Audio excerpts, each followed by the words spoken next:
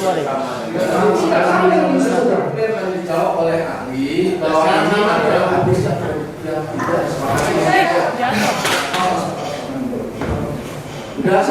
udah.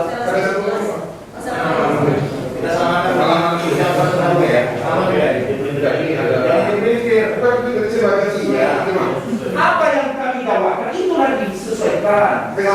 Boleh kita bacakan terjemahannya? Kami tidak terima. Rasulullah itu besar kerangka tubuhnya, kulitnya kemerah-merahan, tebal kedua tulang tangan dan kedua telapak kakinya, besar janggutnya, panjang bundanya, besar tulang sendinya, berjalan seperti di tempat turunan, badannya berdiri ke depan saat berjalan. Saya baca ya. Iya. Semua anak Adam yang lahir Itu terjemahan. Saya menghendaki teks aslinya. Habis itu bahasa Arab. apa tidak bisa dibaca bahasa Indonesianya? Tidak. Karena bisa jadi ada keliru antara asli dengan itu. Bagaimana kalau ahli saja yang baca? Saya kasih tahu judulnya. Tapi yang Ahli harus saja menjadi bukan. pendengar, Bagaimana? ahli menjadi pendengar, tidak lagi membaca. Baik. Jadi ahli menolak kalau tidak dibacakan bahasa Arabnya. Menolak. Baik. Syarat untuk masuk Islam menurut ahli Membaca dalam kalimat syahadat. membaca 2 kalimat syahadat. Saya underline. Bila demikian kalimat syahadat apakah yang diucapkan mulai dari Nabi Adam sampai dengan Nabi yang terakhir, sedangkan Muhammad baru lahir 1444 Hijriah yang lalu? Yang pertama sama asyhadu an la ilaha illallah. Yang keduanya beda karena Rasulnya beda. Seperti saya katakan dari presiden Soekarno sampai presiden Pak Jokowi. Jadi syahadat ya berarti mereka mengucapkan satu kalimat syahadat, satu kalimat syahadat. Apa yang salah dengan itu? Apakah syahadat yang dimaksud satu kalimat syahadat itu sama dengan Sema Israel Adonai Echad? Saya tidak bicara itu dari pandangan Islam. Dari pandangan Islam ya. Baik. Terima kasih. Martin mau duluan? Tidak mengulang kecuali 14.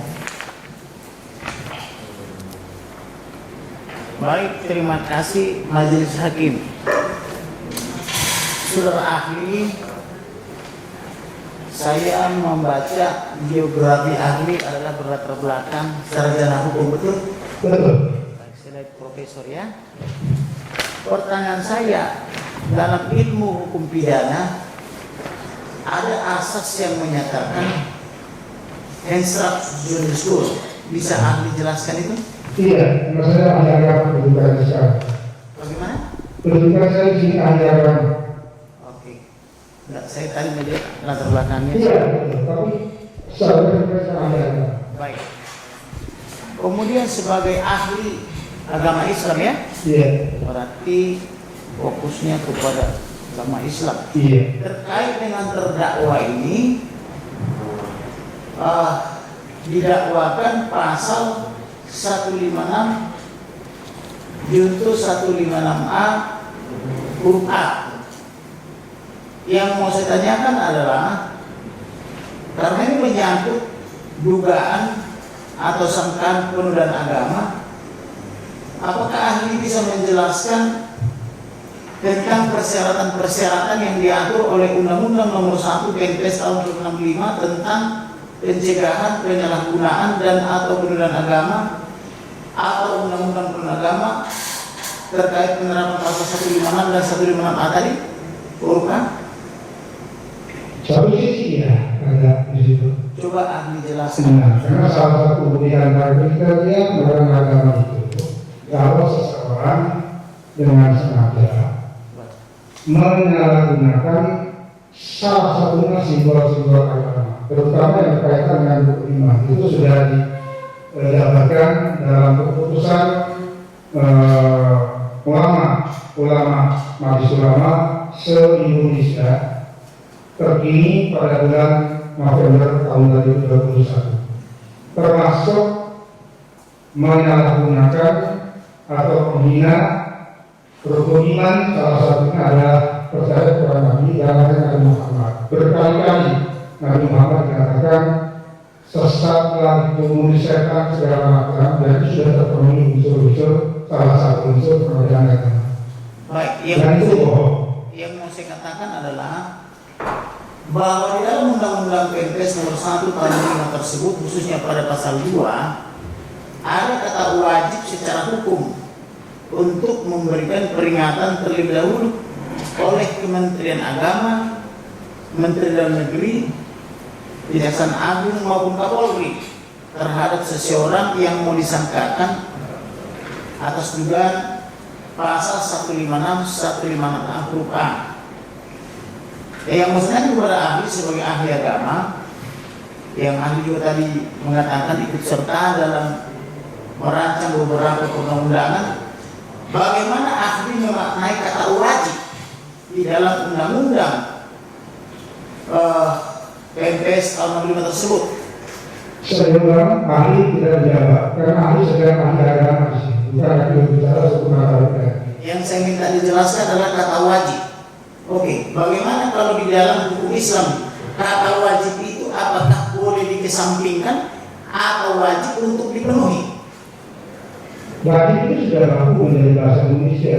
Dalam hukum Islam wajib itu sifatnya mandat, harus. Ya, baik. Sekiranya kata wajib tidak dipenuhi, apakah akibat hukum yang timbul dari tidak dilakukannya kata wajib itu? Itu karena hukum dari Indonesia, bukan hukum Islam. Kalau dalam hukum Islam diabaikan bagaimana? Sudah dijawab oleh ahli. Baik. Kemudian saya mau bertanya kepada ahli terkait dengan Islam itu sebagai agama damai atau rahmatan lil alamin. Apakah seorang yang bukan Islam boleh membaca Al-Quran, hadis maupun fikih? Boleh dalam konteks ilmu, bukan dalam konteks hukum yang lain.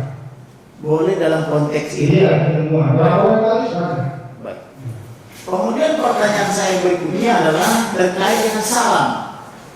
Banyak teman-teman muslim yang menganggap bahwa salam Assalamualaikum warahmatullahi wabarakatuh itu sebagai salamnya muslim, betul? Iya. Baik. Apakah salam itu boleh diucapkan kepada orang non muslim? Tidak ada Karena saya beberapa kali menyambut pejabat negara, katakanlah di gereja, mereka ketika memberikan sambutan, padahal di situ 100% non muslim, mereka juga mengucapkan salam itu. Iya. Bagaimana menurut ahli? Kami tidak menjawab, ini kebijakan pejabat. Kebijakan pejabat itu maksudnya apakah itu sah atau bagaimana? Kami tidak menjawab karena itu pejabat pejabat pasti memiliki hukum-hukum tersendiri. Tapi saya tetapkan rasa pejabat itu tidak hukum. Kalau saya ini ilmuwan, hanya memiliki hukum. Bagaimana bila salam itu digabung? Misalnya presiden atau menteri atau gubernur, bupati, wali kota misalnya dengan semangat menghargai, salamnya itu digabung keseluruhannya, mulai dari Assalamualaikum warahmatullahi wabarakatuh, salam sejahtera, nama budaya, dan seterusnya. Bagaimana menurut ahli itu? Karena sering saya jumpai juga pejabat-pejabat belakangan ini mengucapkan itu secara serentak. Yang ahli katakan tadi, yang kritis itu adalah mengubah bentuk salam dengan Yesus. Kalau mengucapkan salamnya boleh ya? Ahli tidak menjawab. Baik.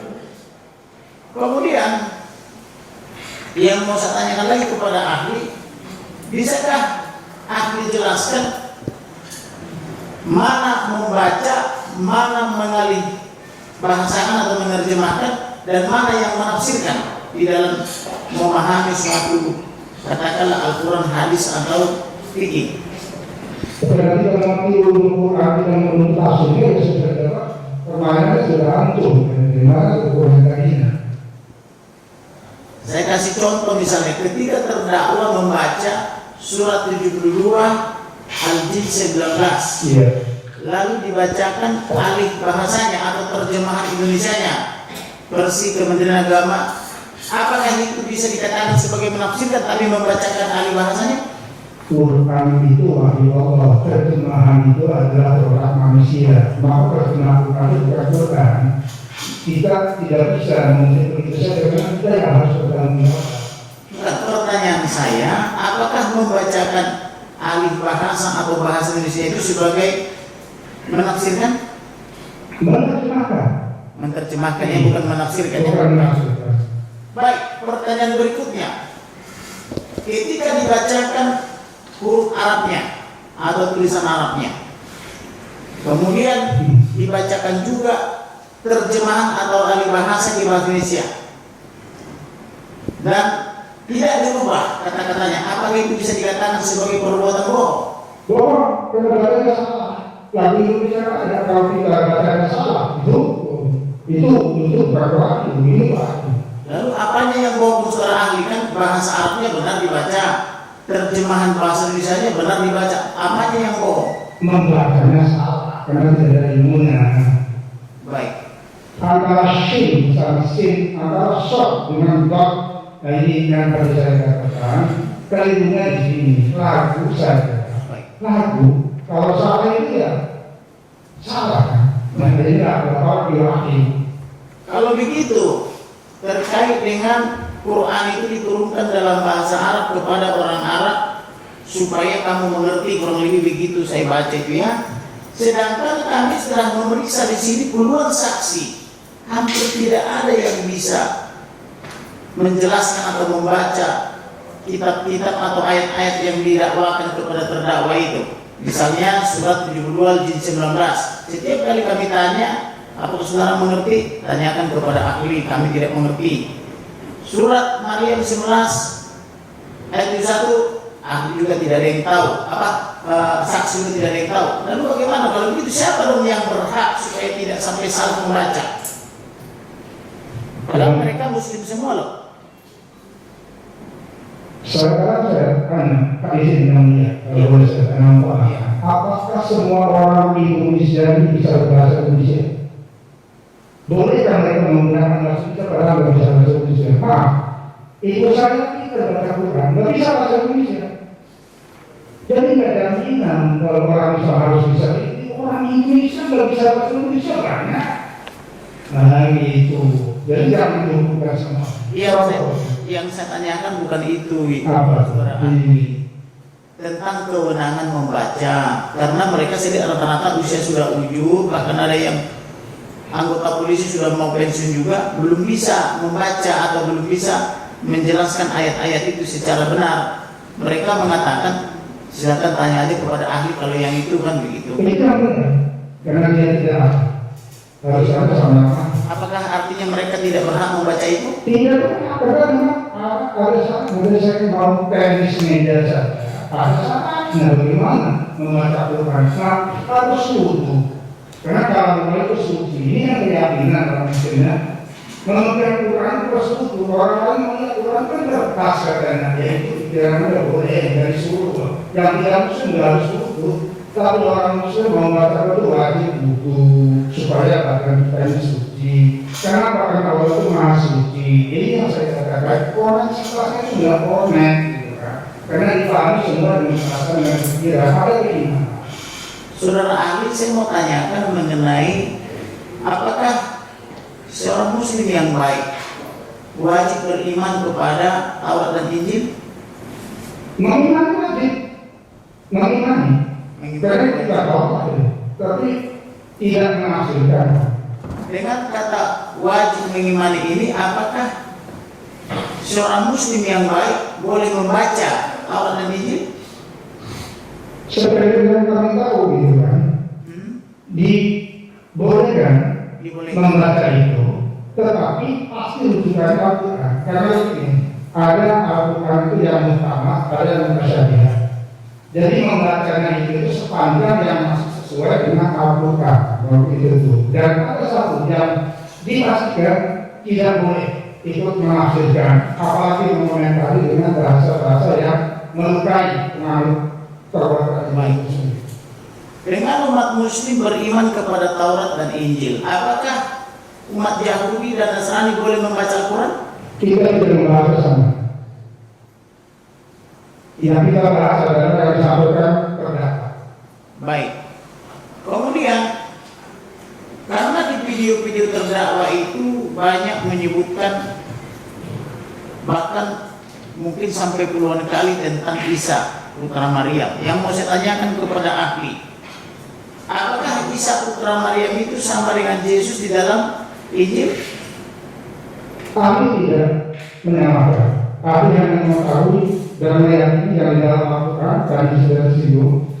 Kira-kira 25 sampai 26 kali disebut selalu diikuti dengan Isa yang untuk memastikan bahwa Isa itu adalah putra Maryam, tidak ada anaknya. Pertanyaan saya bukan itu. Apakah Isa putra Maryam di dalam Al-Quran itu sama dengan Yesus atau Isa Al-Masih yang ada di dalam Injil? Di dalam Al-Quran tidak ada yang menyamakan, karena Yesus tidak ada Tuhan. Apakah sosoknya berbeda, maksudnya pribadinya berbeda? Tidak sampai ke sana. Pokoknya Nabi Isa itu Nabi, tidak mempersoalkan ketuhanannya. Karena Nabi sama dengan Nabi yang lain. Bedanya beliau tidak memiliki ayat. Tapi pribadinya sama ya? Tidak ngomong itu. Oh tidak sama juga, berbeda. Baik. Saya mau tanyakan kepada ahli, barangkali bisa menjelaskan. Saya kutip dari hadis sahih Bukhari jilid 3 halaman 28 ayat 1493. Di sana dikatakan, Apa bahasa? Hadis itu apa bahasa? saya baca ya. Iya. Semua anak Adam yang lahir Enggak, itu terjemahan. Terjemahan. Saya menghendaki teks aslinya. Hadis itu bahasa Arab. apa tidak bisa dibaca bahasa Indonesianya? Tidak. Karena bisa jadi ada beliau antara asli dengan itu. Bagaimana kalau ahli saja yang baca? Saya kasih tahu judulnya. Tapi yang Hadis harus sahih menjadi bukan. pendengar, Bagaimana? ahli menjadi pendengar, tidak lagi membaca. Baik. Jadi ahli menolak kalau tidak dibacakan bahasa Arabnya ya. Menolak. Baik. Kemudian saya mau tanyakan tentang perkataan daripada terdakwa di dalam video-video itu yang menyatakan kitab kuning membingungkan buat terdakwa. Karena di sana dia menjumpai kalimat yang menyatakan Allah membiarkan umatnya disesatkan. Bagaimana tanggapan ahli? Salah pemahaman terhadap kuningnya. Baik. Apakah benar Allah membiarkan umatnya disesatkan seperti yang dibacakan oleh terdakwa itu? Sesat pendapat itu. Bukan pendapat. Apakah ayat yang dibacakan itu? Bukan itu artinya, bukan itu maksudnya. Jadi apa artinya menurut ahli? Kalau tidak, tumpahnya kita dijalankan. Ada laporan lalu lintas, ada letter S, dilarang berhenti, ada di bawah kita masuk, itu namanya kita biar itu bukan kita Tuhan yang membiarkan. Kita yang tidak mengikuti perintah Tuhan. Jadi itu keliru memahami. Jadi maksud daripada surat Ya, Al-Jumu'ah karena dia tidak mau mengikuti hidayah Allah, maka dia sesat. Itu yang maksud dibiarkan itu dirinya dia dengan sesat. Lalu bagaimana dengan komentar terdakwa yang mengatakan harusnya kan dijagai dong atau ditegur? Iya itu kan menurutnya dia, karena dia maunya begitu. Begitu ya? Iya. Baik. Kemudian saya mau tanyakan tentang video terdakwa yang mengatakan bahwa Al-Quran dan hadis adalah konstitusi negara Arab Saudi.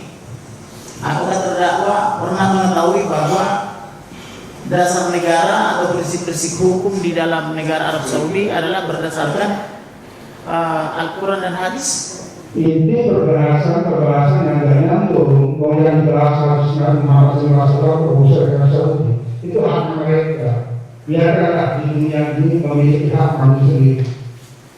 Bukan, pertanyaan saya bukan itu. Pertanyaan saya, apakah benar negara Arab Saudi berdasarkan Taurat Al-Quran dan hadis?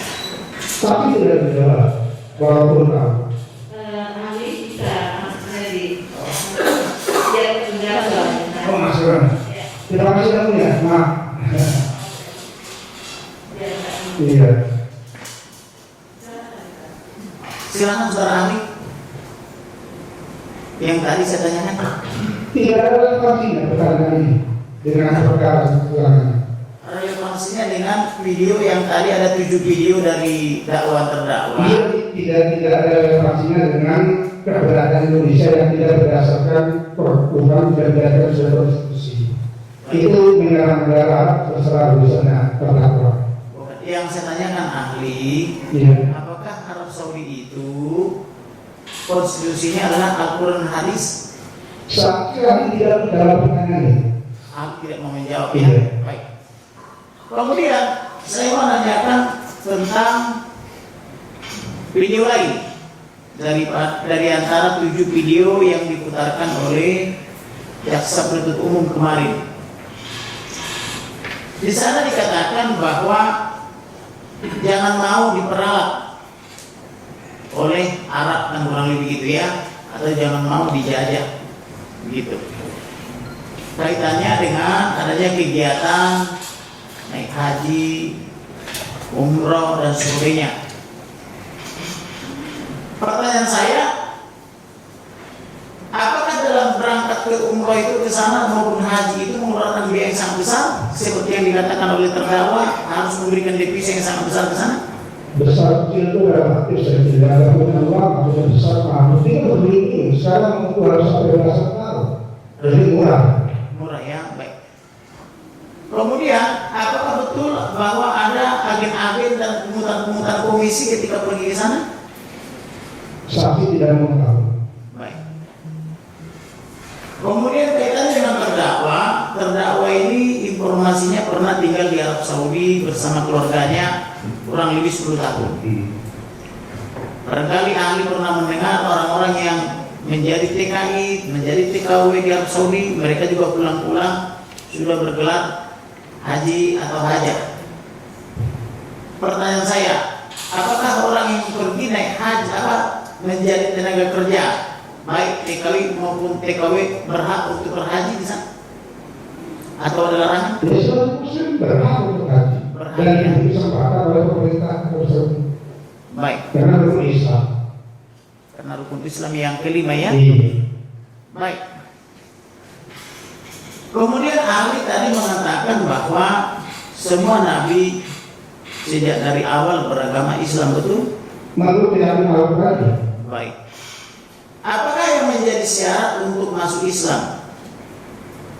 Menurut ahli, Membaca 2 kalimat syahadat. membaca 2 kalimat syahadat, saya underline. Bila demikian kalimat syahadat apakah yang diucapkan oleh Nabi Adam sampai dengan Nabi yang terakhir, sedangkan Muhammad baru lahir 1444 Hijriah yang lalu? Yang pertama sama asyhadu an la ilaha illallah. Yang keduanya beda karena Rasulnya beda. Seperti saya katakan dari Presiden Soekarno sampai Presiden Pak Jokowi. Jadi syahadat ya, berarti mereka mengucapkan 1 kalimat syahadat, 1 kalimat syahadat. Apa yang salah dengan itu? Apakah syahadat yang dimaksud 1 kalimat syahadat itu sama dengan Sema Israel Adonai Echad? Saya tidak bicara itu dari pandangan Islam. Dari pandangan Islam ya. Baik. Kemudian bicara tentang video daripada Muhammad PC yang lain tentang penghilangan atau usul terdakwa tentang penghilangan kolom KTP kolom agama dari KTP, yang menurut terdakwa itu sering menjadi polemik dan sebagainya karena tiap kali entah memperebutkan itu kekuasaan atau pekerjaan sering menjadi objek penyalahgunaan. Bahkan tidak sedikit juga politisi-politisi hebat dari berbagai partai politik juga pernah menyinggung hal itu. Bagaimana menurut pendapat ahli? Apakah itu bisa diterima atau tidak? Tadi saya katakan hukum itu ada filosofi, ada normatif, ada yang prosedural. Kalau sudah itu bukan dalam selama, ada mekanismenya lewat peraturan perundang-undangan. Jadi ini tempatnya yang tidak pas. Tempatnya yang tidak pas ya. Lalu kemudian terkait dengan kebebasan umat berpendapat yang dijamin oleh konstitusi pasal 27, 28, 29. Apakah terdakwa ini tidak berhak mengajukan pendapat seperti tadi atau memaparkan pendapatnya? kita ini mengenal hak dan kebebasan kemerdekaan, tapi dibatasi oleh hak orang lain, bukan semau menurut kita, bukan semau keinginan kita. Dari kata-katanya itu tidak bisa dipertanggungjawabkan. Bagaimana orang sebelumnya diajari seakan-akan semuanya sesat, ini yang benar cuma aku ini. Itu adalah hadis yang dianjurkan. Padahal hadis yang jelas. Man fasara Quran bi ra'ihi ay bihawa nafsi fa yaqawwa ma'amalahu minanna. Orang yang dengan sengaja menafsirkan Al-Quran dengan kemauannya sendiri, otak masih kecenderungannya sendiri, itu tempatnya di neraka. Itu hadisnya. Jadi kalau kita itu bicara sesuatu tidak tepat, tadi saya contohkan seorang pelawak walaupun merasakan maaf misalnya si ada pelawak itu dikatakan mulutnya juga apa segala, itu nggak bisa dituntut karena memang dia sedang menghibur orang lain, bukan itu. Kalau ini tidak tempatnya. Jadi kalau salah tempat salah juga. Kita pasti semau kita kebebasan tidak kepada orang lain. Undang-undang Kamtipmas betul sudah menjamin, tapi dibatasi oleh juga hak orang lain. Baik, pertanyaan berikutnya adalah, saudara tadi keberatan ketika ada video ditanyakan oleh jaksa terkait dengan ciri-ciri, kemudian karakter, kemudian tanda-tanda kenabian dan keistimewaan beserta mujizat Rasulullah Muhammad SAW. Yang mau saya tanyakan kepada ahli, apakah pernah membaca buku karangan Ibnu Katsir? Oh itu saya ajarkan, saya mengajar. Diajarkan ya. Baik, bisa saksi melihat di sini ini ada buku namanya Samail Ar-Rasul. Samail Ar-Rasul ini di halaman 51 sampai dengan halaman 85. Buku ini resmi ada di Perpustakaan Negara Indonesia, ada di toko-toko besar seperti Gramedia. Di sini sebanyak kurang lebih 35 halaman mengutip berbagai hadis, termasuk hadis sahih Muslim tentang ciri-ciri daripada Muhammad. Dan saya perhatikan setiap kali ciri-ciri ini dibaca, dari kalangan pengunjung juga langsung banyak yang tidak terima, bahkan mohon maaf ahli, mereka berteriak anjing gitu loh, seolah-olah itu karang-karangan daripada terdakwa MKC. Bagaimana menurut pendapat ahli? Ini yang saya katakan tadi. Ya. Umpamanya saya ini kelahiran Lampung, Pak. Ya. Kalau Jakarta itu tahun 60-an. Waktu saya pertama ke Jakarta, ya Jakarta pusing itu umat itu, pasti sesat itu ya. Karena saya belum punya ilmunya. Begitu saya kuliah, ya kan, sampai sekarang kalau Jakarta biasa saja. Jadi mengukur diri kita juga. Mengukur diri kita jangan diri kita seperti itu. Menurut kajian terbaru hadis itu ada yang namakan hadis itu hadis palsu, hadis yang tidak sahih, menurut saya terlalu banyak ilmunya gitu kan. Baik, maksud saya ahli, ya. Ini kan ditulis dalam dua versi bahasa, ada bahasa Arabnya, ada bahasa Indonesianya. Kemudian diperjualbelikan secara umum, ada di Perpustakaan Negara Indonesia. Sekiranya di bukunya isinya adalah terlarang, pastilah sudah jaksa bertindak untuk menyita ini atas nama negara, toh? Nah, pertanyaan saya, bagaimana ahli menyikapi ini? Karena seringkali saya lihat, terutama di kalangan pengunjung, ketika ini dibacakan, mereka semua marah, kan begitu. Seolah-olah ini buku ilegal, kan gitu. Ya tadi itu bisa jadi marah, karena memang dia belum bisa merelasikan antara hadis yang satu dengan hadis yang lain. Saya umpamakan orang yang menurut dokter harus amputasi kakinya, telinganya, pasti dia akan marah, kaget ya. Tapi kalau dia menyatakan bahwa ini yang harus diantisipasi dan dia pasti dia akan siap itu. Jadi yang saya katakan tadi tidak cukup dengan membaca satu hadis ini lalu simpulannya seperti itu. Di Quran dikatakan akan saya contohkan para musallin. Kok Quran mengatakan yang sholat kok celaka. Karena yang ibadah cuma sepotong ayat ini. Persis hadisnya cuma satu itu. Korelasinya dengan sana. Yang saya mau ahli fokus ke sini aja dulu, karena ini kan ada dari halaman 51 sampai halaman 85, berarti kurang lebih 35 halaman dia khusus membahas berbagai hadis secara bahasa Indonesia dan bahasa Arab. Iya, Pak. Nah, pertanyaan saya, kenapa orang-orang Indonesia secara umum saya perhatikan marah baik di medsos maupun di ruang persidangan ini, padahal ada dasarnya. Itu yang saya maksud ahli. Barangkali ahli bisa jelaskan. Iya, Majelis saya potong ini, tidak santun untuk saya. Ini yang dimaksud langsung aja saya baik. Jadi tadi kan Habib sudah bilang hadis itu kan ada mardut. Mardut kan dari palsu ya, kali ya. Yang saya katakan Palsu dan hadis makbul ya, gitu ya. Nah, kali dia katakan aja mengenai ciri-ciri yang tadi dijelaskan oleh jaksa mengenai Nabi Muhammad,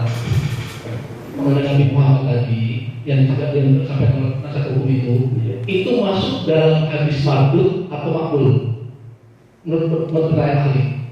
Setidak-tidaknya ini bukan hadis yang muttafaqun alaih, Pak. Ya cukup. Iya. Artinya apa itu bahasa Indonesia? Ahli. Orang tidak konsensus semua mengakui hadis itu walaupun ada di Sahih Bukhari. Jadi hadis itu tidak disepakati oleh ya.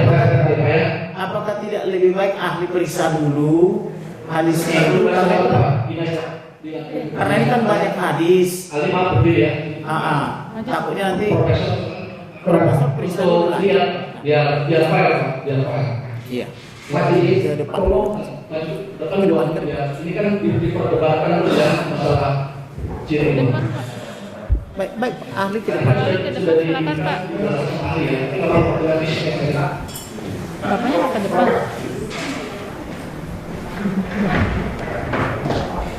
Rekan Martin buka halaman 51 sampai 85. Hadis saja nggak disebut. Tanyanya hadis apa yang disebutkan?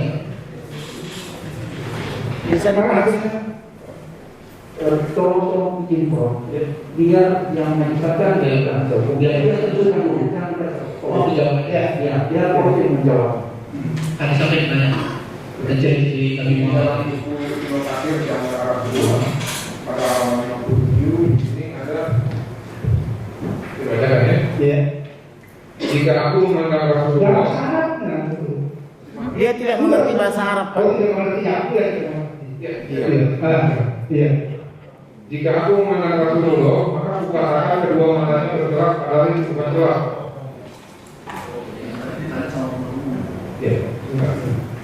Imam Ahmad berkata, menceritakan kepada kami Mujamin bin Yahya, menceritakan kepadaku dari Abdullah bin Iman al-Ansyari, dari Ali al-Masyudi, dan Utsman bin Abdullah, dari Humus, dari Nabi bin Zubair, dari Ali dia berkata,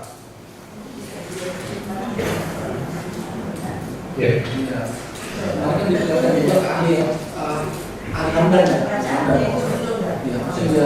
dia baca terjemahan itu boleh. Silakan. Rasulullah tidak pendek dan tidak tinggi, besar kepalanya dan dagunya, tebal kedua telapak tangan dan kakinya, serta besar tulang-tulang sendinya, wajahnya merah-merahan, panjang bulu dadanya, dan jika berjalan maka seolah-olah beliau turun dari bebatuan. Dan aku tidak pernah melihat orang seperti beliau sebelum itu dan sesudahnya. Apa kita kan Sebelum dijawab lagi, sebelum dijawab yang dibuat oleh terdakwa bertolak belakang dengan ini. Saya ulangi baca yang tegas ini. Ada satu tambahan lagi. Saya sesuai dengan tambahan. Tolong, Muhammad itu karena saya sudah dengar tentang ini. Muhammad itu kepalanya besar, matanya besar, alisnya tebal, jenggot lebat. Kalau jalan membungkuk, seperti orang sedang menanjak, itu ciri-ciri Muhammad. Kalau menengok, belok semua dengan badan. Jika saya baca kalau begitu. Jangan dipaksakan yang begitu dengan yang ditunjukkan. Berarti dalam 51 ada. Tidak sama yang disebutkan. Yang dijawab oleh ahli bahwa ini adalah hadis yang tidak sepakati. Udah.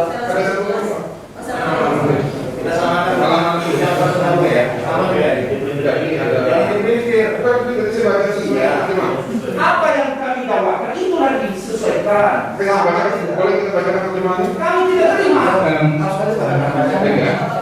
Rasulullah itu besar kerangka kulitnya kemerah-merahan, tebal kedua telapak tangan dan kedua telapak kakinya, besar janggutnya, panjang punderanya, besar tulang sendinya, berjalan seperti di tempat turunan, badannya miring ke depan saat berjalan. Tinggi pendek dan tinggi. Aku tidak pernah melihat orang seperti beliau sebelum beliau atau sesudah beliau. Jadi sedikit kita sepakati dulu. Kita sepakati dulu. Jadi tidak ada kalimat bengkok ya. Nah sekarang di balik rumah sana di pusat pasar itu juga. Itulah bohongnya. Itu. Nggak ada bengkok, bilang bengkok. Baiknya sekarang seperti yang tadi ditanyakan. Itu benar hadis. Pertama, ada itu kan tapi saya katakan, makanya kenapa saya ingin aslinya, ya kan bahasa Arab itu memiliki kosakata yang paling banyak pengertiannya. Tidak cukup dengan terjemahan itu. Terjemahan ini yang saya katakan pada Bapak Hajar Mulia. Sunnah itu ada dua macam. Ada sunnah at-tashriyah, ada as-sunnah at-tashriyah. Sunnah at-tashriyah itu yang bersifat mengikat, ilzam, mandatori. Yang at-tashriyah itu sunnah yang tidak mengikat, termasuk ke dalam jalan itu tidak mengikat itu, karena Rasul sebagai manusia biasa punya pilihan untuk berjalannya kayak apa. Dan saya sudah katakan tadi, cukup menjawab ini, enggak selalu Rasul itu jalannya seperti itu. Apalagi kalau berbelok rumah, ya enggak begitu. Makanya hadis ini bukan menggambarkan keseluruhan organ Rasulullah itu. Jadi di sini tidak disepakati ya. Sama sekali tidak. Jadi kita yang jawabannya sudah clear ya. Baik. Silakan. Kemudian saya mau menanyakan lagi tentang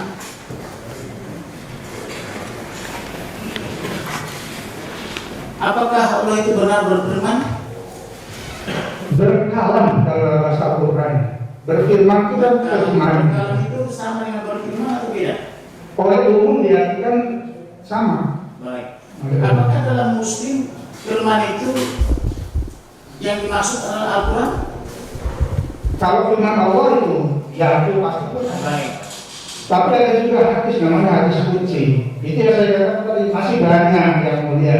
Itu adalah daripada Quran. Oh iya, karena itu yang bisa. Kemudian selain berfirman, apakah Allah itu juga punya roh? Karena bahasa di kami nggak boleh mengurusi Allah itu. Allah katakan begini, tafakkaru fi khalqillah wa la tafakkaru fi dzatillah. Kalau Anda mau membahas itu, tuh kalau Anda bahas ciptaan Allah, nggak boleh membahas Allah itu, nggak mampu dengar kita. Izin yang mulia yang saya pelayakan. Tadi saya sudah menyebut saya punya cucu, karena yang paling gampang ya. Saya ini lebih tua, sudah berilmu, cucu saya belum. Apakah dia harus menyesuaikan saya atau saya menyesuaikan dia? Tentu saya menyesuaikan dia, saya tidak cadel. Tapi saya menyadarkan diri. Nah, ayo makan bubur. Padahal saya bisa bubur. Jadi menyamakan Tuhan dengan itu terlalu absurd penghinaan. Pertanyaan saya ahli bukan menyamakan, yang saya tanyakan apakah Allah itu berfirman? Kalau iya katakan iya. Kemudian apakah Allah itu punya roh? Karena saya ambil dari kata ruhullah kan gitu, sama kalimatullah kan gitu ya. Kalimatullah itu saya pahami kalimat Allah kan gitu ya. Iya ya. Jadi apakah Allah itu ada rohnya? Ada juga berfirmannya kan gitu. Karena Allah tidak berbentuk dalam konsep itu, jadi tidak menjawab. Itu sebutan saja yang saya contohkan. Kata-kata ruhullah, kata-kata kalamullah itu simbol di mana Allah membantu hambanya untuk bisa memahami. Aneh kalau semua kepengen difahami oleh akal pikiran. Saya gambarkan tadi, cucu saya itu baru SD pun belum tamat. Saya sudah guru besar. Kalau saya semua pengetahuan saya sampai ke sana itu enggak nyambung ya. Maka Allah memberikan Kali saya pikir tadi sudah dijawab ya Mas Hukumnya. Jadi tidak bisa digambarkan Allah itu karena tidak berbentuk dan itu harus diimani. Jadi absurd katanya seperti itu jawabannya. Baik. Lalu bagaimana saudara ahli ketika kisah Maryam, dia melahirkan Isa itu karena ditiupkan dengan rohnya Allah maksudnya. Ini yang mulia, tidak disebut-sebut sini oleh terdakwa. Terdakwa pernah mengumumkan Nabi Muhammad. Jadi ahli Apakah ahli tidak mau menjawab itu? tidak mau menjawab. Kalau begitu, dan saya cukup yang mulia dilanjutkan oleh rekan saya. Silakan yang belum ditanyakan. Jadi saya lanjutkan yang mulia.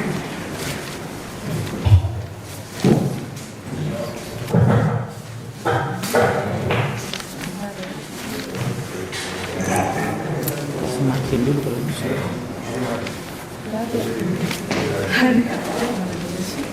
Bentar yang mulia.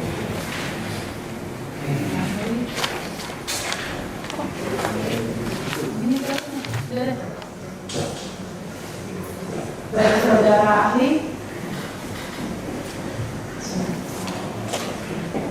dalam ajaran Islam yang murni, apakah diajarkan untuk membenci atau memusuhi orang yang berbeda pendapat? Tidak ada. Apa arti ayat dalam Islam di Al-Quran surat Al-An'am ayat 108? Disebutkan, janganlah kamu memaki sembahan-sembahan yang mereka sembah selain Allah, karena mereka nanti akan memaki Allah dan melampaui batas tanpa pengetahuan. Bagaimana tanggapan? Ya, itu kaitan sebab turunnya ayat itu kan ada klausulnya.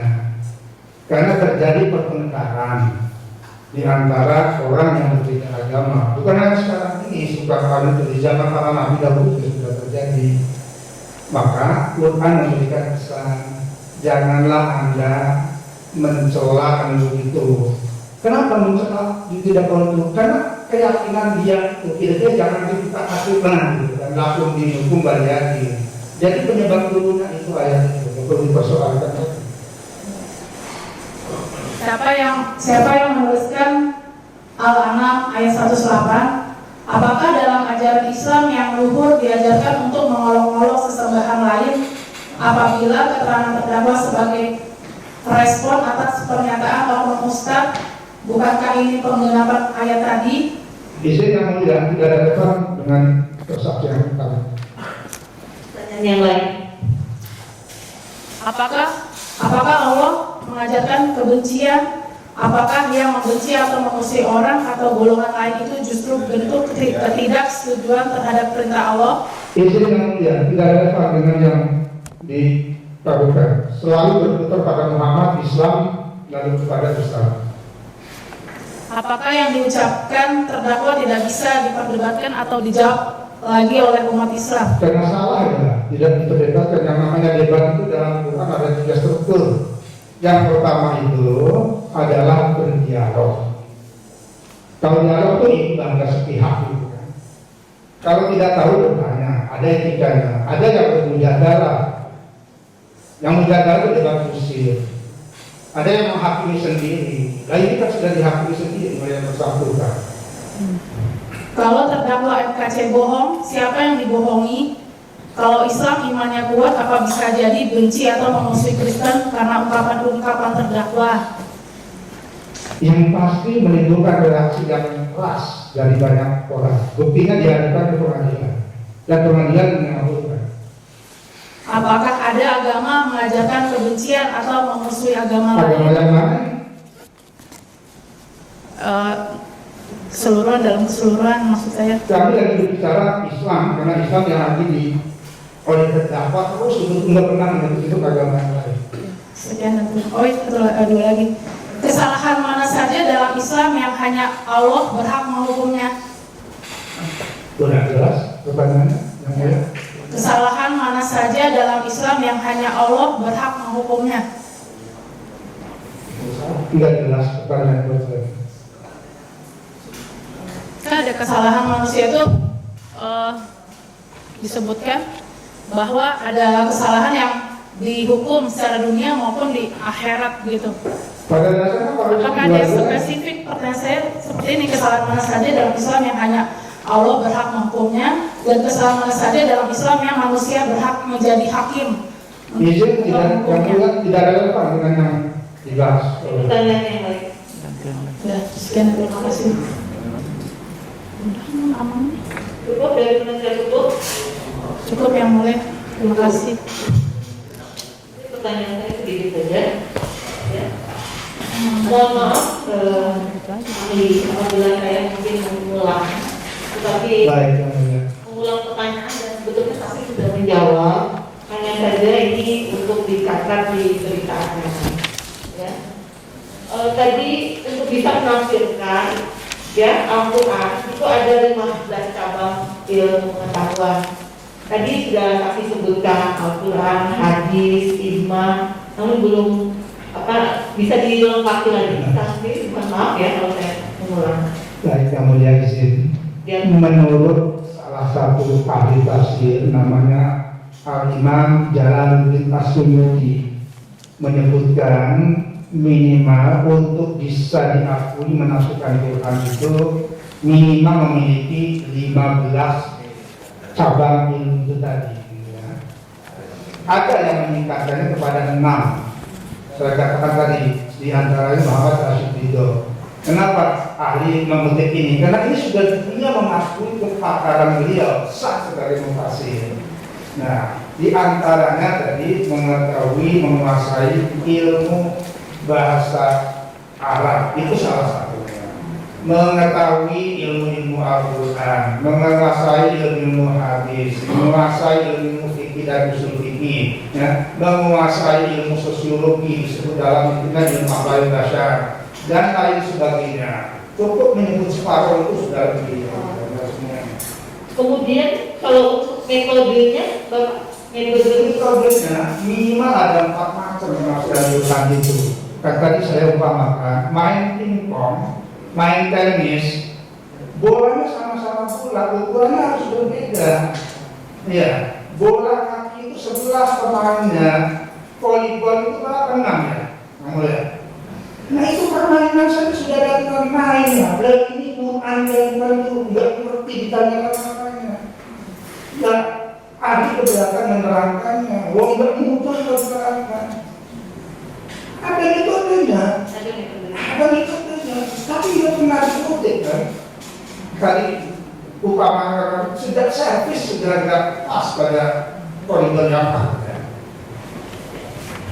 Kemudian yang ingin saya tanyakan mungkin tadi sudah ditanya kemarin ya. Jin itu sama dengan setan, ya, di saksi ahli yang sebelumnya. Yang ingin saya tanyakan dalam agama Islam, jin apakah sama dengan setan? Ada persamaan, ada perbedaan. Oh, ada persamaan. Iya, ada perbedaan. Ada perbedaan. Dari sisi kata-katanya juga sudah ada perbedaan persamaan. Kalau al-jin itu secara harfiahnya artinya gelap gulita. Setan itu bangun dan jauh gitu kan.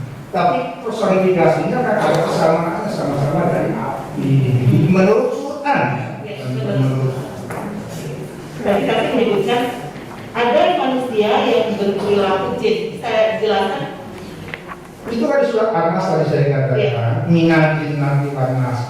Orang yang suka di dalam hatinya itu agak suka menimbulkan sikap juwas bisu dalam istilah Quran, kecuas ketulis, ngerumpi, ngebohong. Itu bahasanya itu sebenarnya bisa dari jin, bisa manusia. Saya ini angin semua kalau perilaku seperti itu, ya setan. Kenapa? Ngerumpi pekerjaannya, menyalahkan orang yang benar, membenarkan orang yang salah. Itu kan dianggap kecuas ketulis bahasa Indonesia kan. Apakah tidak dari bahasa Quran saya tidak paham. Tetapi yang pasti itu maksudnya yang melakukan tingkah laku seperti itu ada kalangan jin dan manusia. Di neraka juga nanti di sini ada seperti itu. Jadi simbol sebenarnya melihat di neraka kenapa bahan bakarnya itu batu? Kok tidak besi? Padahal pada surat Al-Hadid. Simbol ilmu pengetahuan di dunia ini mengatakan kalau batu dibakar dengan besi dibakar, batu kan nggak memuai kan? Itu artinya ilmu pengetahuan hebat bahasa Quran itu. Saya katakan tadi itu bahasa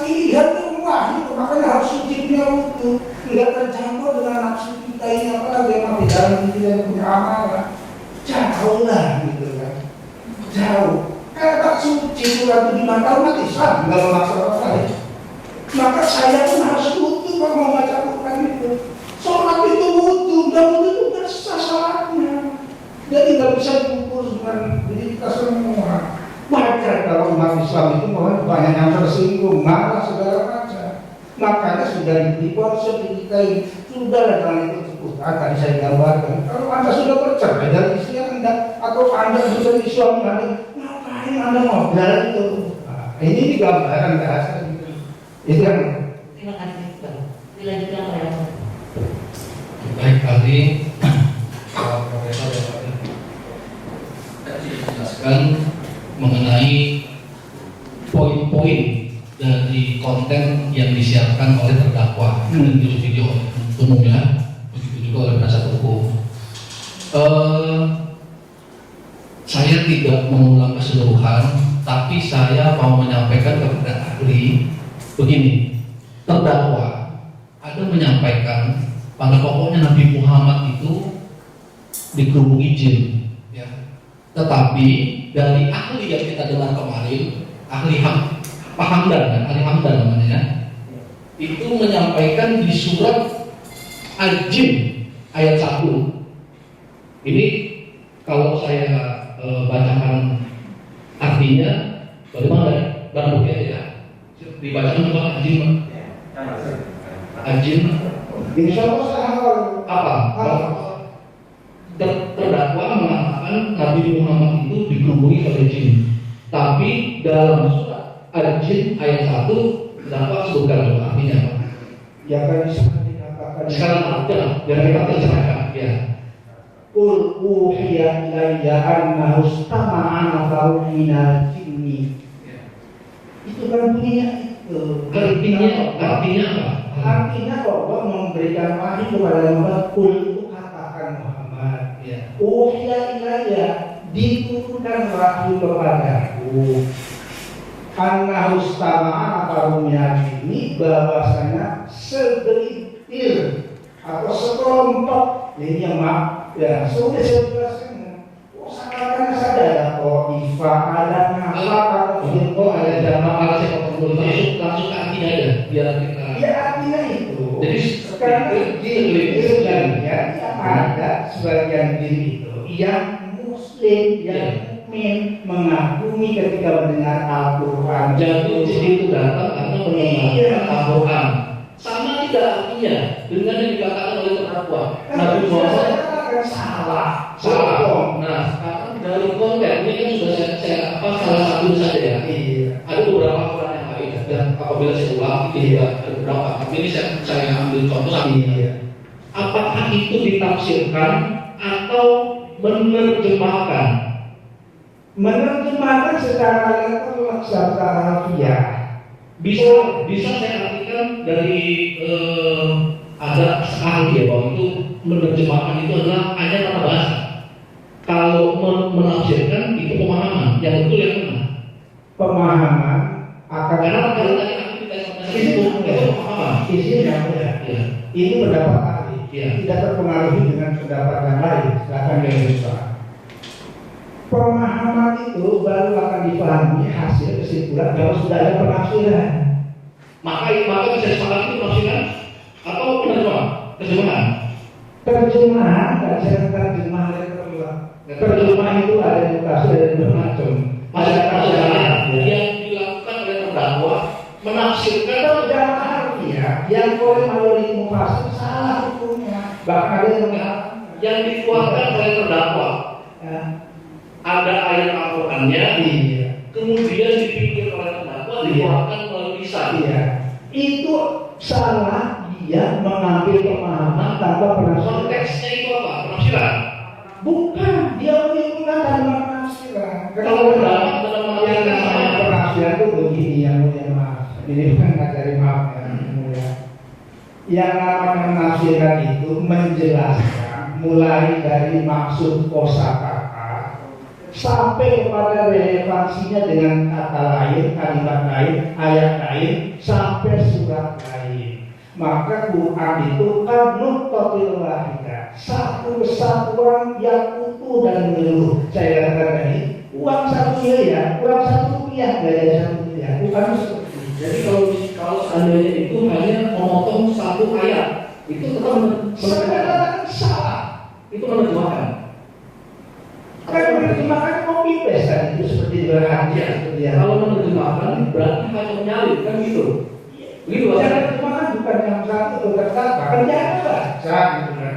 Tapi nggak bisa berlindung di situ. Kita harus bertanggung jawab. Nanti satu contoh dalam surat Al-Jin, ternyata apa yang disampaikan oleh terdakwa ini berbeda dengan arti yang sesungguhnya di dalam itu. Ya, makanya Apakah sebentar dulu ya, maaf ya, saya mengerti. Saya di sini hakim tetap yang memimpin persidangan. Oke. Ya. Jadi, Mohon maaf, Pak. maksud saya, Pak Alia, apakah itu termasuk dalam konteks menafsirkan? Saya katakan tadi tidak menafsirkan. Tidak menafsirkan. Iya, karena menafsir itu menguraikan mulai dari kata, kemudian kesimpulannya, ada sabab usulnya, ada munasabahnya dan lain-lain. Kalau ini menyimpulkan apa yang dia mau, maka tadi saya katakan Jadi menyimpulkan, menyimpulkan. bukan Bukan. menerjemahkan, Bukan. juga menafsirkan. Bukan, karena penjelasan bukan punya terdakwa Ya. motif. Menafsirkannya tidak ada, dia berpersepsi. Berpersepsi. Persepsinya salah. Makanya namanya tadi itu hadis Nabi itu pada tabawa maka gaulnya. Ini yang menurut apa itu ini menurut hadis. Oke. Jadi terdakwa itu menurut ahli adalah berpendapat yang dia atau menyimpulkan. Berpersepsi. Karena kalau menyimpulkan kan conclusion persepsinya itu natijah bahasa hasilnya. Ini persepsi. Ya, berpersepsi. Nah, sekarang pernah dengar istilah mufasir? Itu memang sudah istilah baku Bapak. Bahasa Indonesia sudah banyak. Ya. Kalau seperti itu, mungkin kan ada orang yang tidak tahu kali ya. Kalau itu boleh tahu artinya apa mufasir itu? Mufasir itu orang yang menafsirkan Al-Quran juru tafsir. Juru tafsir. Iya. Berbeda dengan orang menyimpulkan. Berpersepsi. Usah beda. Beda. Iya. Terus kalau untuk orang menyimpulkan itu artinya nggak? Oh pasti. Harus dikatakan Pasti. Kan ada langkah-langkahnya. ada langkah-langkah. Kalau tadi sudah di apa namanya saksi simpulkan bahwa itu berpersepsi dan berbeda artinya. Bukan beda, salah. Iya. Salah juga. Iya, itu beda. Ada masalah dari itu tafsir. Beda itu dari macam. Ada istilah kata mabuk, ada istilah kata ber. Ada yang berbeda cuma sebutannya. Jering, jengkol bahasa Sunda. Barangnya satu kan? Pari, padi. Bahasa Inggris rice untuk nasi. Itu namanya cuma beda istilah, tapi maksudnya sama. Tapi yang salah itu kata adok. Ini adok ini. Nah. Kalau untuk berpersepsi kan, terhadap suatu nilai dalam agama, itu ada tujuannya. Kalau tujuan pasti ditanyakan sama yang mengungkapkan, yang mulia. Yang mengungkapkan adalah terdakwa ya. Dia ini saya ada sama ahli. Dia dalam KTP beragama Islam, akan tetapi telah dibaptis. Nah, dalam hukum Islam itu bagaimana? Apakah masih dapat dikatakan sebagai seorang muslim? Tidak. Tidak. Nah, apabila itu dilakukan oleh orang yang bukan beragama muslim, Penipuan. penipuan, Penipuan. Bukan muslim, masih muslim. Dalam hukum Islam, apabila dia sudah pindah agama itu, ibaratnya berjual desa, termasuk warisnya. Tapi kadang banyak orang. maksudnya tidak ada. Iya. Tadi sudah dikatakan Betul. bahwa ini sudah bukan lagi orang muslim. Iya. Karena sudah dibaptis. Kan beliau yang aku Ya, ya. tadi masuk dalam konteks saya Iya. terkait orang yang berpersepsi terhadap penyimpulan nilai agama itu Iya. oleh seorang muslim. Itu apa tujuannya? Tahu nggak? Ya tujuan tadi saya katakan karena kalau dari kita kan tidak boleh menganggap hati orang yang ada namanya kaidahnya nahmu nahkumu bin tawahid. saya hanya dibolehkan mengambil pemahaman dari seorang terutama dari sisi lahiriah. Wallahu ta'ala sa'ir untuk batiniannya sepenuhnya diserahkan kepada Allah Subhanahu wa Ta'ala. Tapi ada karimah. Saya akan katakan ini jelas diperlihatkan yang diulang-ulang pertama adalah Nabi Muhammad, simbol kenabian Islam. Karena orang yang Muslim tidak mengakui Muhammad sebagai Nabi dan Rasul. Yang diucap itu adalah ayat Al-Quran. Ini kitab sucinya umat Islam. Yang diucap itu adalah para bangsa Arab. Enggak pas waktu berkali-kali dia disebut bangsa-bangsa lain paling sesekali. Dari situ ada namanya karimah. Ahli menyimpulkan jelas ini, nggak mungkin kalau nggak punya tujuan di dalam hatinya. Tujuannya apa? Nah itu dari persepsinya itu sendiri. Nah itu Pak yang Kalau ini kan ahli kan juga sebagai seorang tafsir ya, orang tadi. Iya, saya mengajar tafsir Quran.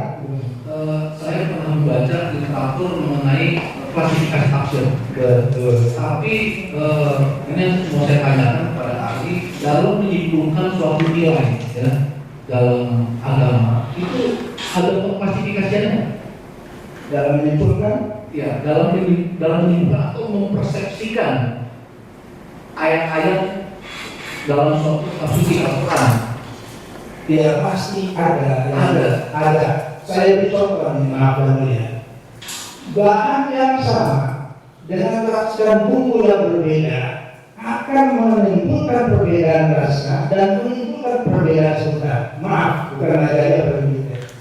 Bahan sayur asam itu ada bahannya pepaya, manindo, ya daun manindo, ada kacang panjang.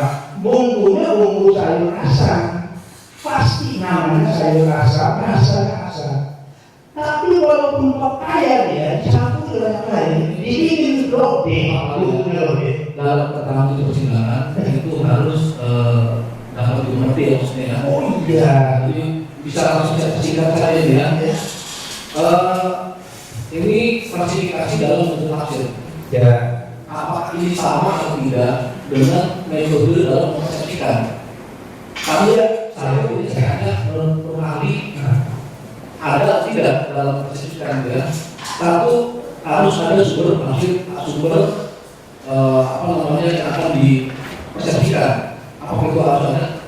Bukan hanya harus ada sumber dan harus ada proses. Ada sumber, Harus ada proses. Proses ini mengandalkan metodologi, namanya manhaj tafsir.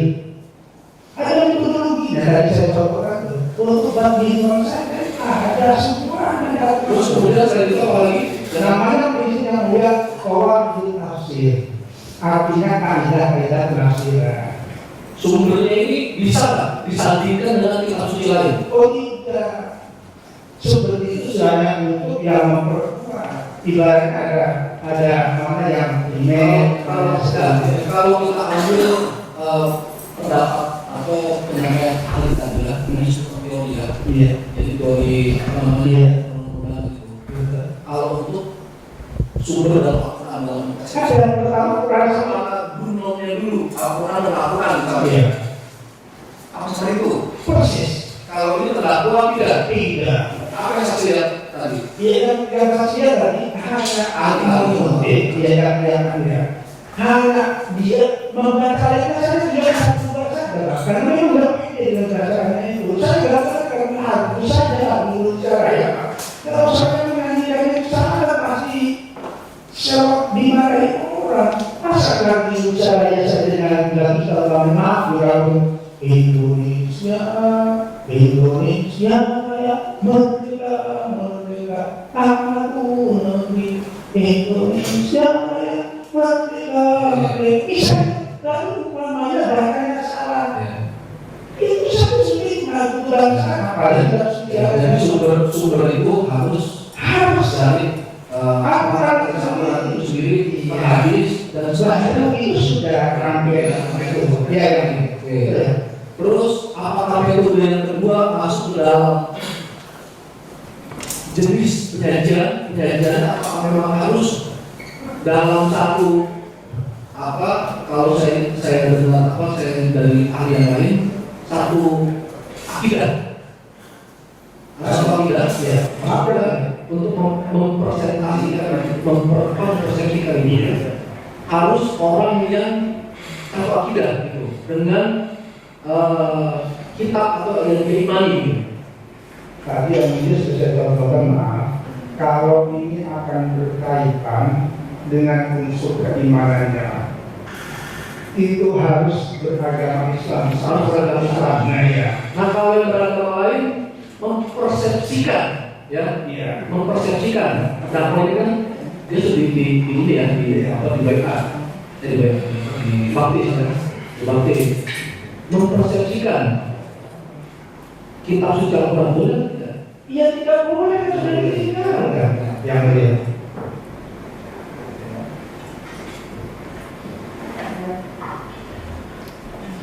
Lain kalian, tadi kan ada beberapa, kalau saya tadi memberikan contoh surat haji ya, tapi kan beberapa yang kami memakai sebagainya ini kan dari satu gitu ya. Apa ini pertanyaan dari kuasa hukum ya tadi yang mencapai kemudian itu dapat menimbulkan keresahan nggak? Dapat menimbulkan keresahan nggak? Tapi sudah saya jawab yang mulia. Bukti kan diperkarakan pengadilan itu sudah ada. Prosesnya. Iya. Yang sebenarnya akibat dari Itu jelas kan mulia. oleh terdakwa. Iya. Melalui media itu Iya. dan dia orangnya Iya. itu dapat menimbulkan keresahan kita. Sangat dapat menimbulkan keresahan. Siapa yang merasa diresahkan? Di media sosial itu banyak. Kami sebagai pengajar sering ditanya. Saudara. Ya. Oh mahasiswa banyak Islam. Jelas. Terus kemudian kerukunan beragama, Apa? kerukunan beragama.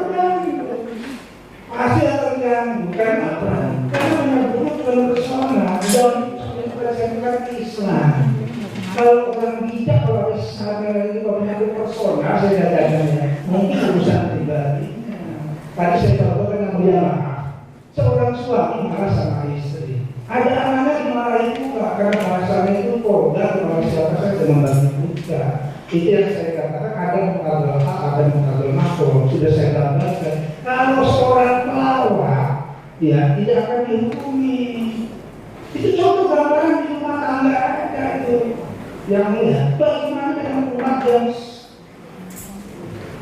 cuma ada juga yang tidak merespon. Ada yang Al-Quran dan udahlah, anggap saja, maaf, ini bahasa ungkapan kerjakan anjing mendongkong, kafilah tetap berlalu. Ada, tetapi masyarakat bangsa ini maju, bukan hanya antara agamanya. Di lingkungan agama ini juga mendong. Dan satu lagi pertanyaan saya, dari yang saksi lihat dari video itu mengenai pemahaman terdakwa terkait dengan mempersepsikan kitab suci Al-Quran mendalam atau tidak? Nah, Tadi kan kata 15 apa? ya, 15 pengetahuan, dari 15 seperti ini gitu ya. Tapi menurut Ali terdakwa pengetahuan dan kalian. iya, maka kalau boleh yang dia sejak awal kalau nggak main sudah harus didiskualifikasi. Itu menurut saya. Ya itu kalau dalam persidangan, kalau persidangan itu harus di kalian. Oke, ya, jangka. Makasih Ali ya. Ya.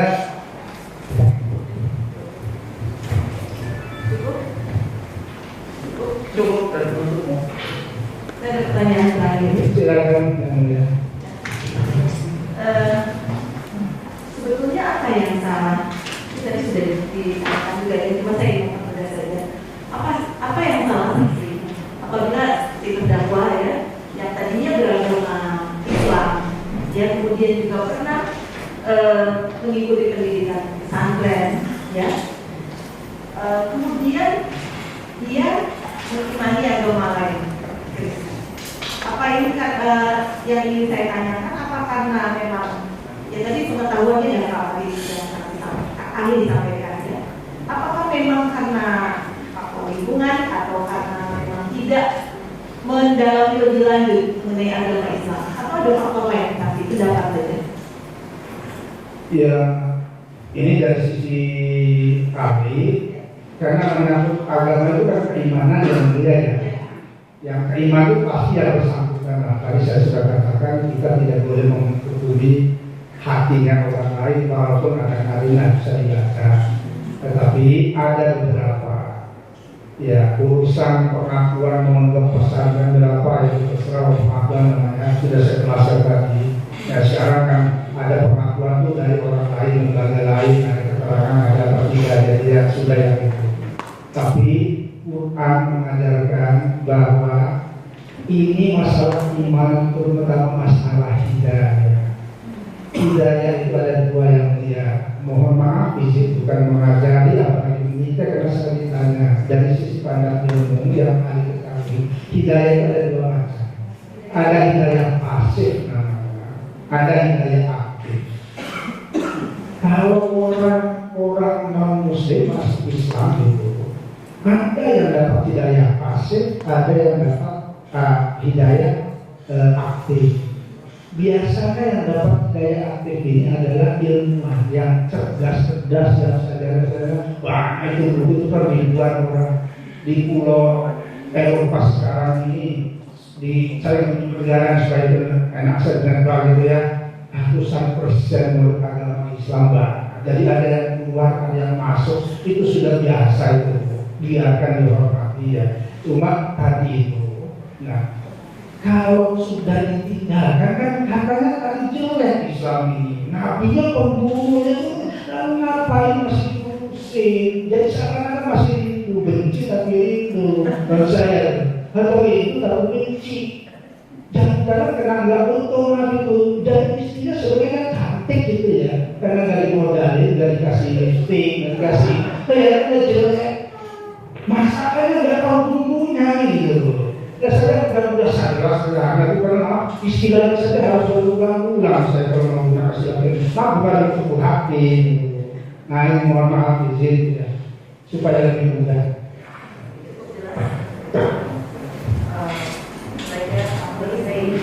Jadi kalau dalam Al-Quran itu kan ada hal di mana di setiap ayat gitu ya, ada Allah yang berfirman dengan mengucapkan hal seperti itu ya. Hai orang-orang yang mukmin ya seperti itu ya. Itu bagaimana maksudnya apa dimaksud dengan itu gitu kan, hai orang yang beriman atau mukmin atau gitu ya, dengan yang Anda akan masuk ke dalam orang-orang yang kafir ya. Hai orang-orang kafir begitu ada dalam kata-kata dalam Quran ya, dan musyrikin begitu. Bisa berdalilkan itu bagaimana?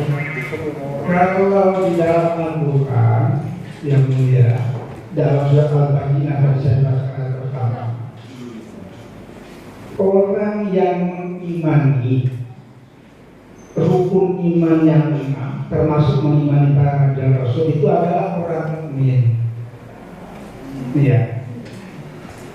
Lalu ada orang yang tidak mengimani secara keseluruhan, ada sebutannya, disebut ada kali kafir. Kafir itu tidak percaya sebenarnya kan, tidak percaya bahwa Tuhan itu paling ngomong. Itu juga kenapa kedengaran orang maaf tersinggung kata kafir itu. Itu bahasa Quran, bahasa kita itu atau tidak percaya. Kan benar tidak percaya. Bahasa Qurannya kafir. Nah, kafir ini dibagi kepada dua dari sisi ada. Ada kafir ahli kitab namanya, min ahli kitab. Ada kafir musyrik. Kafir ahli kitab ini dalam banyak hal sama dengan orang-orang beragama Islam, mengakui keadaan Allah gitu kan, walaupun persepsinya berbeda-beda, mengakui ada malaikat, mengakui. Saya nulis dalam buku saya, maaf kalau boleh saya matematika, yang ahli kitab ini yang percaya kitab-kitab Allah yang lain, Taurat, Injil, Zabur dan Suhuf, yang saya tahu nanti itu sampai seperti itu. Itu maksud saya untuk menggambarkan secara keseluruhan dari ahli kitab. Ada ahli kitab. Ini dimungkinkan orang mungkin menikah dengan orang ahli kitab, lepas dari perbedaan. Tapi kalau bisa dia tidak bertuhan sama sekali atau Tuhan banyak. Nah ini kan maka ada perbedaan kan memahami agama itu untuk kepentingan internal dalam rangka membedakan apa beda orang mukmin dalam konteks ini. Saya katakan tadi, dari Nabi Adam sampai agama ini kan saya orang Banten yang ulama tahu ajaran baru itu. Tahu Nabi Adam itu ada diakui. Tapi nanti yang ahli kitab saya lebih cuma sampai Nabi Musa, Nabi Isa dari diakui, Nabi Muhammad apalagi. Lalu mungkin yang di dalam Al-Quran sebenarnya sidang Nasrani mengakui sampai Nabi Isa bahkan dituhankan dengan sebutan tadi itu. Isa mengakui Isa itu Nabi, Isa umatnya. Kamu mengakui Muhammad dan setiap muslim pasti mengakui Nabi Isa. Belum tentu yang mengakui Nabi Isa itu Muhammad. Bisa tulis di sana. Jadi kalau saya nilai kan saya katakan bisa jadi mungkin 100 karena ada yang kurang nih. Jadi minimal dia mengingkari kerasulan Muhammad, apalagi sampai membenci gitu kan. Nah ini di situ, maka saya katakan panjang dan tidak semudah itu. Maka saya katakan kenapa itu persepsi, pemahaman dia ada itu, gitu kan. Bukan dialog dengan mudah kalah satuannya. Itu yang orang itu.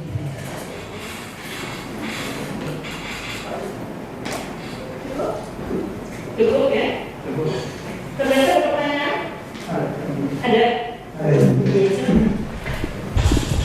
Terima kasih yang mulia. Yang terhormat Profesor, saya ingin bertanya, apakah betul rukun Islam itu ada 5? Hotelnya apa? Jadi begini. Jawab saja. Ahli. Yang sudah dilakukan dari hadis saya bacakan. Baik yang terhormat Profesor, saya setelah persidangan ini akan ambil sikap. Setelah identitas saya statusnya non Islam, saya tidak akan menyinggung lagi Quran dan hadis.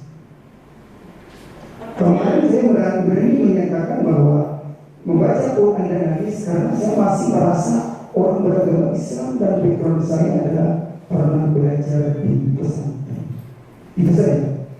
Jadi, yaitu pertanyaannya rukun Islam itu ada 5. Karena tadi yang terhormat jaksa penuntut umum saya mengatakan bahwa rukun Islam ada 5.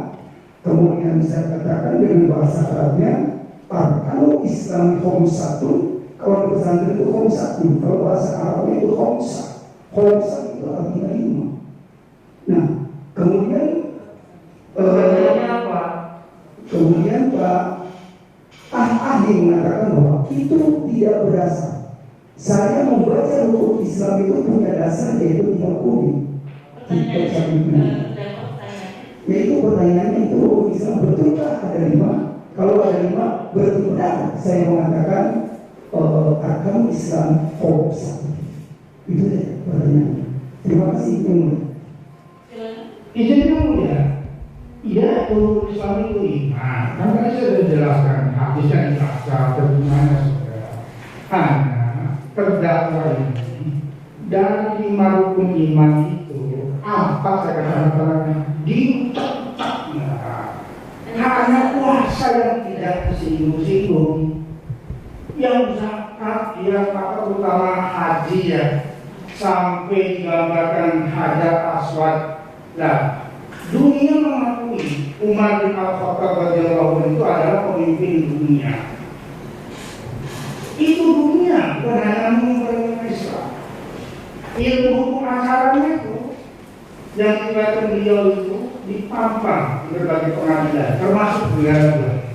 Nah, satu ketika beliau haji, beliau itu adalah kan Hajar Aswad ini batu hitam ini, ya, masa saya harus menciumi hajar aswad yang sudah dicium oleh mulut jutaan orang? Nah, kedengar oleh Ali bin Abi Thalib Umar, ini itu bukan akal pikiran Muhammad yang menciptakan batu hitam ini. Dan Ka'bah itu sudah Nabi Adam yang mulia sudah ada. Makanya sedikit lagi, kadang-kadang kalau tidak tuntas ya, makanya diizinkan itu. Jadi ini kenapa seperti itu? Itulah yang tadi. Jangankan urusan agama, filsafat yang pikiran manusia, budaya manusia, pikiran Bongbong itu banyak orang yang tidak paham. Karena pinter beliau mengikannya, tidak pinter beliau. Jadi sulit kalau memahaminya dengan yang serba-serba bahwa itu karena otak kita tergagal. Maka saya katakan tadi itu tidak akan menjawab ini. Itu memahami saja sudah mengerti itu Tuhan kata atau hajar. Coba Tuhan kayak apa? Nah, maka kami mengatakan lagi itu kan ada bahasa tidaknya yang tidak bisa dipahami oleh otak kita ini sendiri. Jadi saya kira saya mengambil pemikiran, saya tidak punya kemana-mana kemudian keadaan ini. Ini dalam konteks bukan soal putusan 5 arkanul Islami satu dasar syariah, ya bukan di situ. Tapi ini yang dipelajari itu kan jenis-jenis arkanul Islami ini disalahpahami dan ini menyimpang kaidah yang berlaku. Itu yang ada pertanyaan lain? Sudah cukup ya, sudah selesai cukup ya, oke. Ada gimana tanggapannya dengan transaksi ini? Ahli ya. Karena saya adalah ahli itu yang mengatakan itu tadi, bahwa saya mengatakan hukum Islam itu tidak berdasar. Itu saja. Itu yang benar ya. Terima kasih. Saudara ahli tetap ada keterangannya, tetap ada keterangannya. Tetap tadi ada keterangan, jadi yang sudah sekarang dua lagi. Katanya ahli mengatakan terdakwa ini mengucapkan atau mengutip itu tidak berdasar. Menurut terdakwa ini berdasar ya?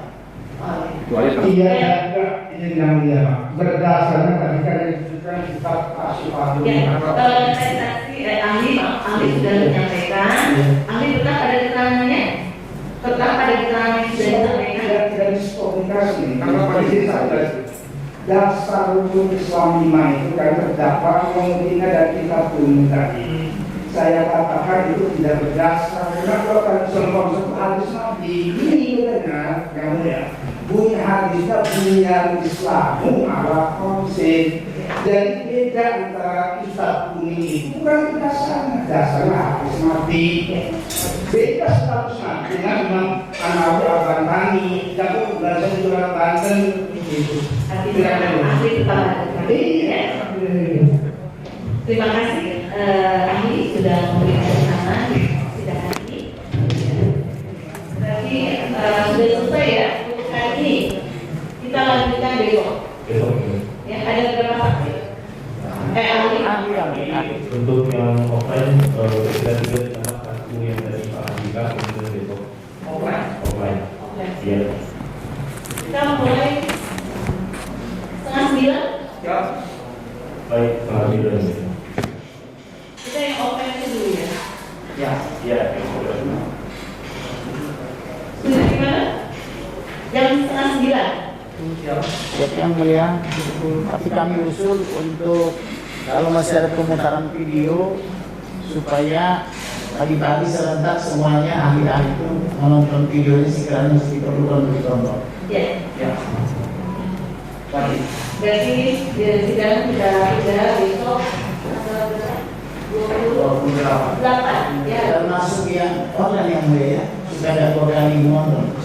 Bisa dengan yang online? Online belum bisa ya karena untuk jadwal belum bisa disamakan untuk besok. Ya, kami panitia memberikan kesempatan satu kali lagi hari Rabu ke depan. Setelah itu selesai ya, tidak ada kesempatan lagi nanti karena dan